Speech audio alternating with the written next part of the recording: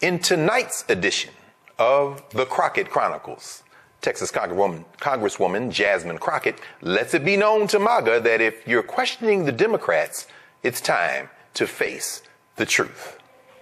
Thank you, Mr. Chair. And just in case I go over, I just wanted to note that the previous speaker went over by a minute.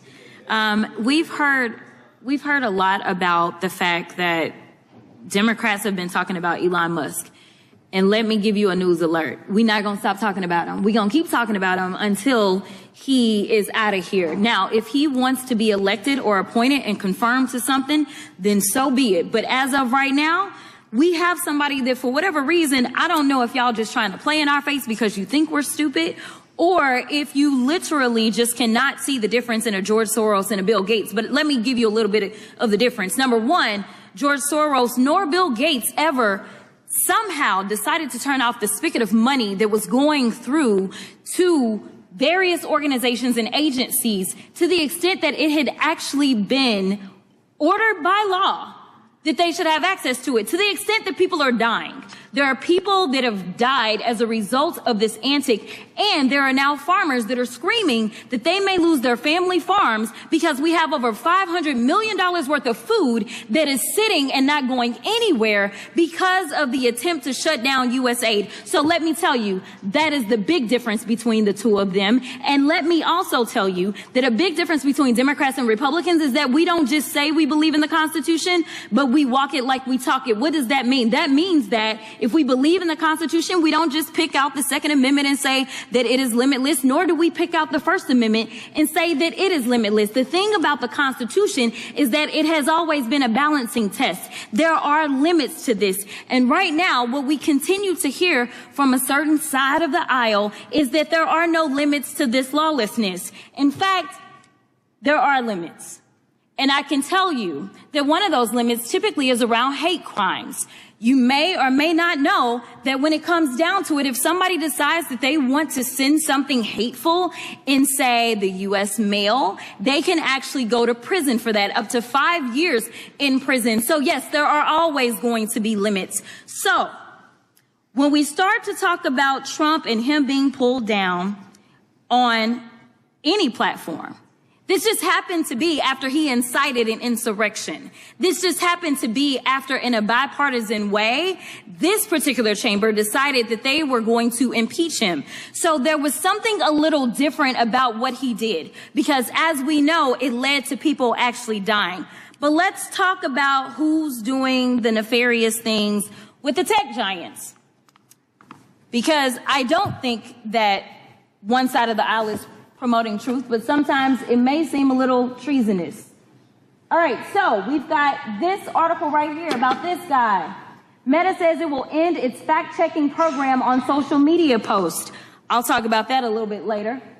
Then we have Washington Post says it will not endorse a candidate for president. We also know that actually they absolutely intended to endorse Kamala Harris. We have this one. Google Maps now show Gulf of America instead of Gulf of Mexico for app users in the United States, which is a complete farce because it's the Gulf of Mexico. It always has been. And we know that the AP got kicked out yesterday because they refused to buy into this lie, because that's all y'all really want to promote is lies. That's the big issue that we have. Elon Musk boosted false U.S. aid conspiracy theories to shut down global aid. Now, while he was boosting those lies about U.S. aid and he was stopping money going for, say, things such as Head Start, somehow the only money that didn't stop was the money to him and his organization. Now, I don't know how you can have him be the watchdog as well as the guy that is literally living off of the government. If we want to talk about government welfare, it looks like Elon Musk, because it's my understanding that just on yesterday, a new contract was approved for approximately $300 million for Elon Musk. So listen, I just want y'all to be honest. You want to sit here, you want to lie, because so often we hear, well, you know, yeah, we did lie. In fact, he admitted that he lied when he was in the Oval Office yesterday. But if it's a lie that will get you into office, such as saying, I know nothing about Project 2025, yet on day one, you literally do everything that you can to implement it, including making sure that you put, say, one of the main architects of Project 2025 over the OMB, it's okay, so long as you get the power that you seek. The problem is that the game is going to be on the American people. And when I say the American people, I mean all of us. Unfortunately, I am also stuck in the twilight zone because of the lies that were allowed to be propagated. Just like when you're talking about vaccines and all this nonsense. Right now in my state of Texas, there is an outbreak of measles. And what they are finding is that because there's been so much disinformation about vaccines that kids are sick right now with measles that they did not have to have if they just trusted doctors and experts instead of randoms online. So I will end by saying this, Mr. Chairman, because I know we believe in Jesus in this chamber. In John 8:32, it says, the truth shall set you free. So maybe we should focus on a little bit of truth in this chamber. My goodness, Jasmine Crockett has been speaking truth to power. Dr. Avis, from where you sit,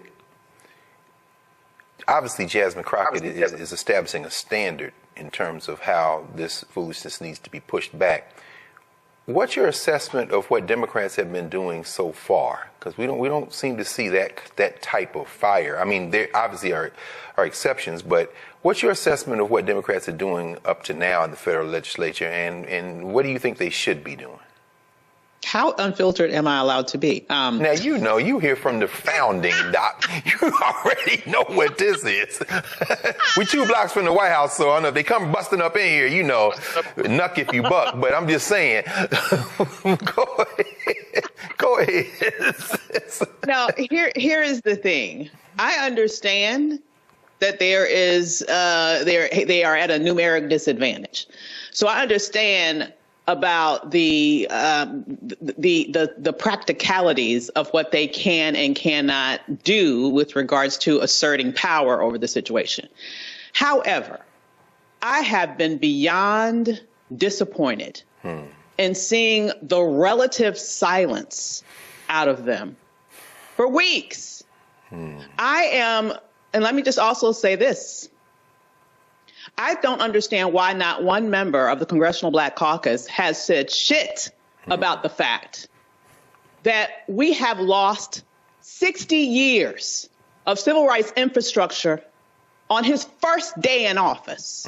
And it is now legal to discriminate in hiring and federal contracting throughout the federal government and with every private company that does business with the federal government. So I want people to understand that now you might as well be living again in Jim Crow, because this is Jim Crow era legal realities that we're operating under right now as Black people in America. And where are our leaders? I hear crickets. I hear crickets. And I appreciate what Representative Crockett is doing, like the energy that she's bringing to this. Yes. But I'm still pissed that it took weeks for them to sort of get the memo that they need to do something, except just being, in essence, these very timid questioners as people are being approved. And I'm still waiting for someone to express outrage, for someone to really understand and articulate to the American people what it means when he rescinded Executive Order 11246. I think that it is derelict of duty for those people who claim to be leaders.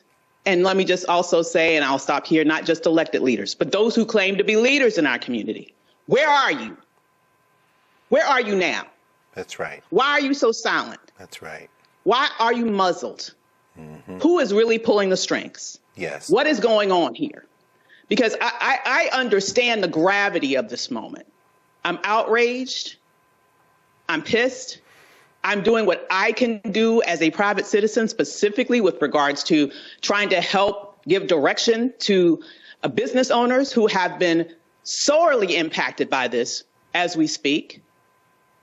But those people who are elected to office in heavily Black districts, and seeing the rights of Black people being ripped away right in front of their eyes, the silence is deafening.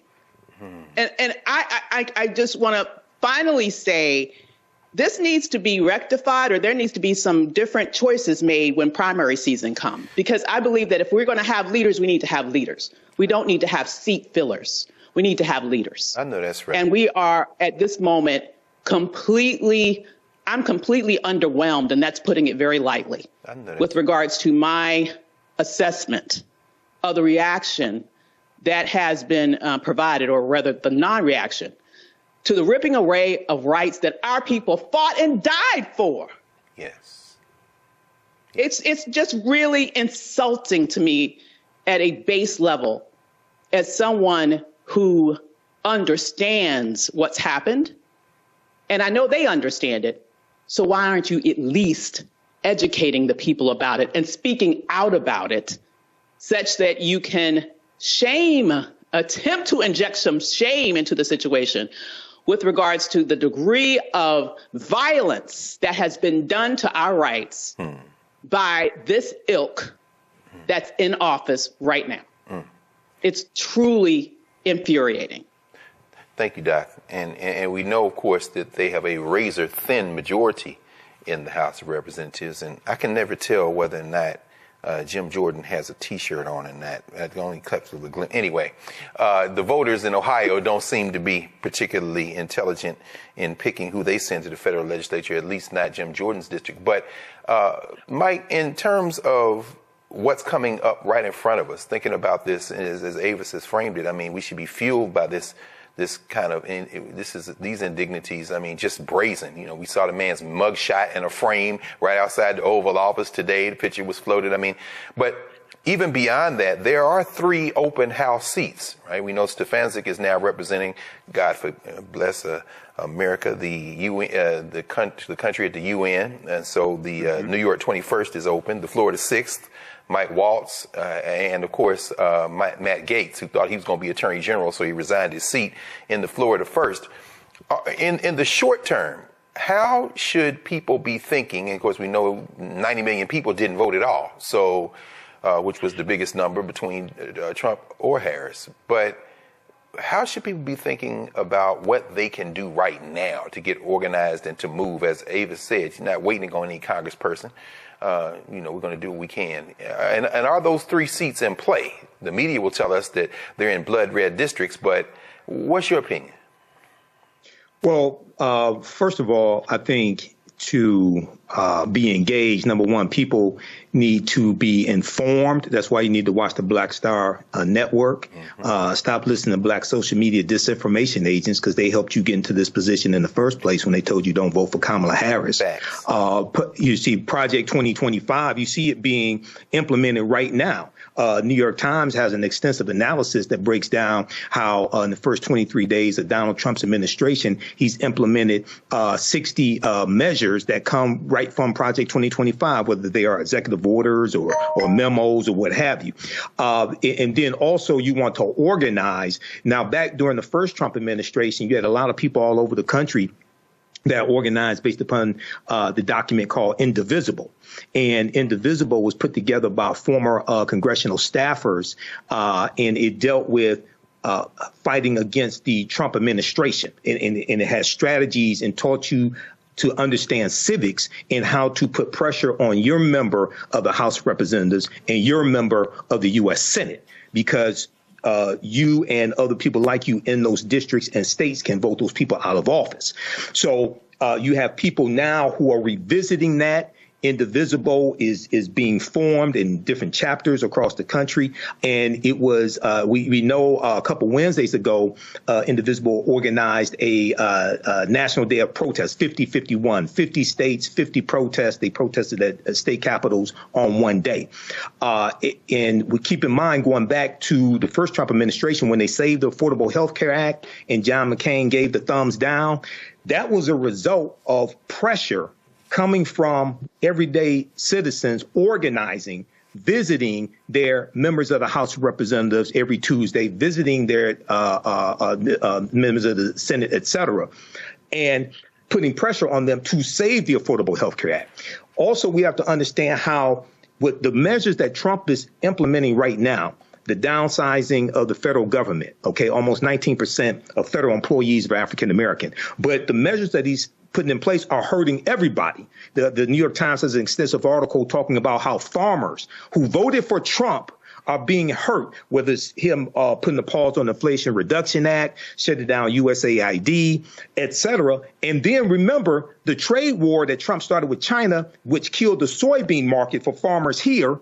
OK, so then the U.S. government had to do $26 billion in aid for farmers using taxpayer dollars because of him. So we have to, it's so much going on at the same time, but we have to organize, educate ourselves, understand civics, understand the law. And lastly, African Americans have to redirect dollars from businesses that have stopped diversity, equity, and inclusion, or rolled back from that, redirect those dollars to black-owned businesses.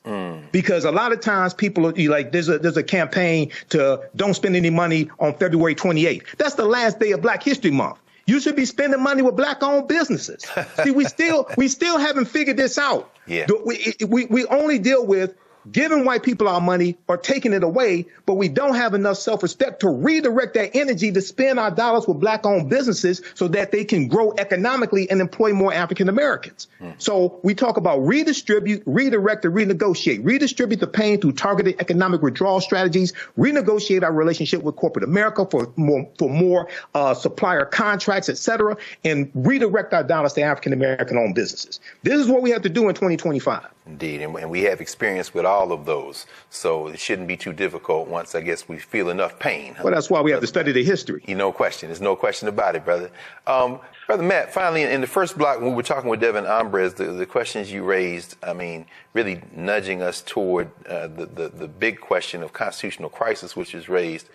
Do you think we are on the precipice of a constitutional crisis? And if so, how should we be acting at this point?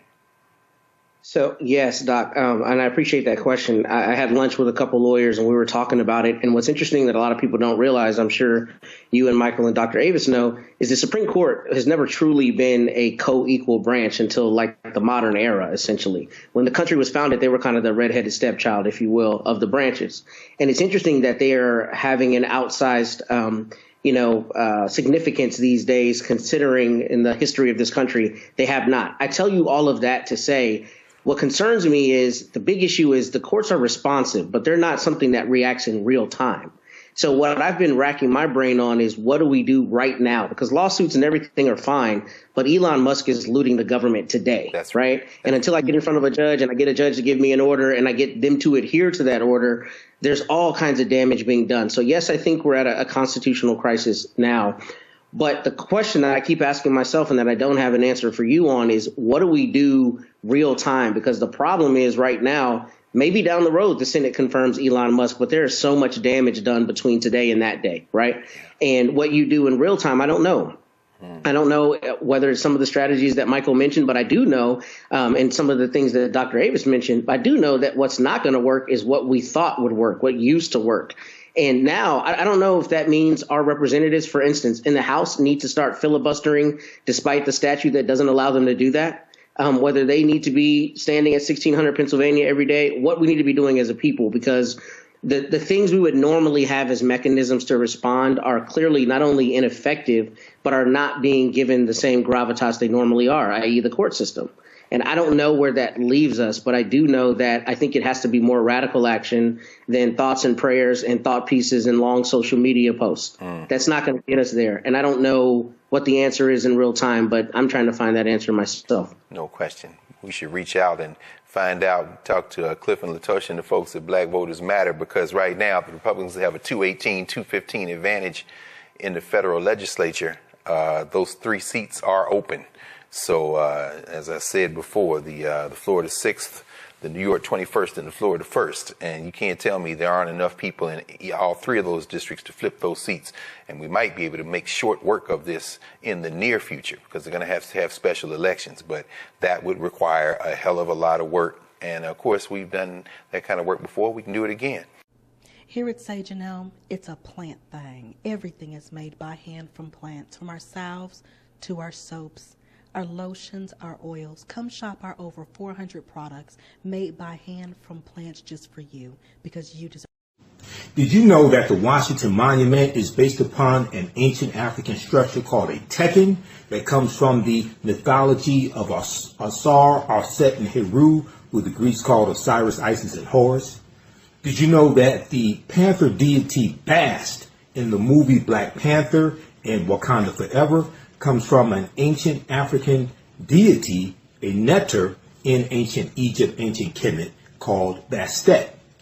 Did you know that there were 17 pyramids found buried underneath Egypt around 2011?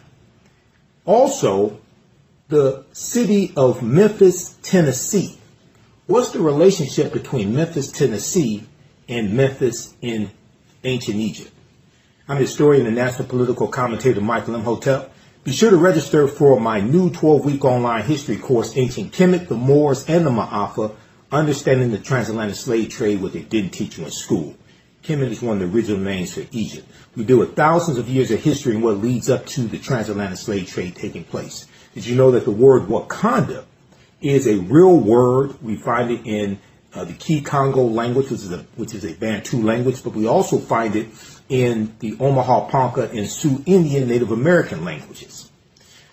My class starts up Saturday, March 1st, 2025, 4 p.m. Eastern Standard Time. This is a 12-week online history course. We do the sessions live. All the sessions are archived and recorded. We do with thousands of years of history and what leads up to the transatlantic slave trade taking place. When we talk about the transatlantic slave trade, we can't start our studying of the history in 1619 in Hampton, Virginia, or in Jamestown. We can't start in 1441 with the transatlantic slave trade starting with the Portuguese. We have to deal with thousands of years of history that leads up to the transatlantic slave trade taking place. We'll deal with the 800-year occupation of Europe by the Africans known as the Moors, who take the teachings from the Nile Valley region of Africa into Europe, and this is what brings Europe out of the Dark Ages.